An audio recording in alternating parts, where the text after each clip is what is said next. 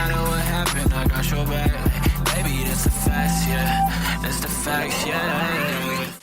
Black Widow is a 2021 American superhero film based on Marvel Comics featuring the character of the same name. It is produced by Marvel Studios and distributed by Walt Disney Studios Motion Pictures.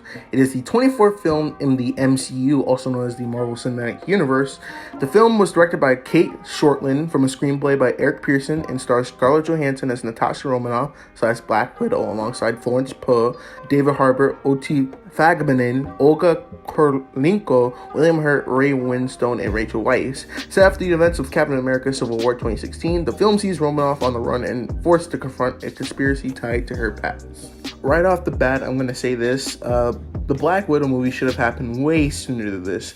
Back in like 2014 or 2015, it should have been out, not after the events of Infinity War and Endgame. It makes it feel sort of a hollow knowing what's going to happen to her character. But other than that glaring issue, Black Widow is a fine film.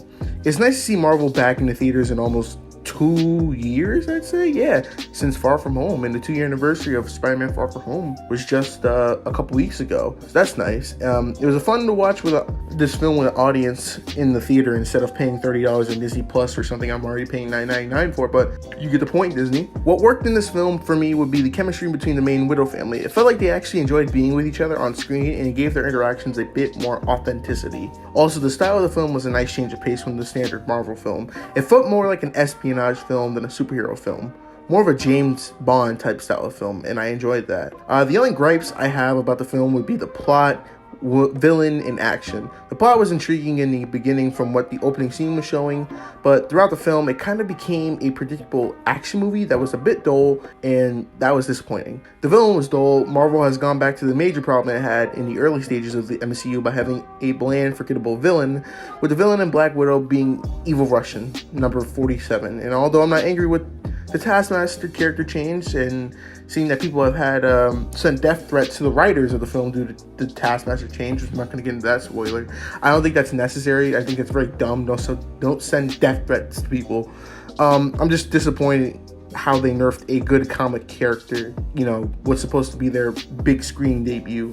And the action was fine. I liked it more than Captain Marvel's action, but some of it felt too choreographed. It didn't feel rough and gritty like a Nobody or a John Wick, but this is a superhero film, so of course it's going to look clean and look like it's going through the steps, so I can't really complain with that there.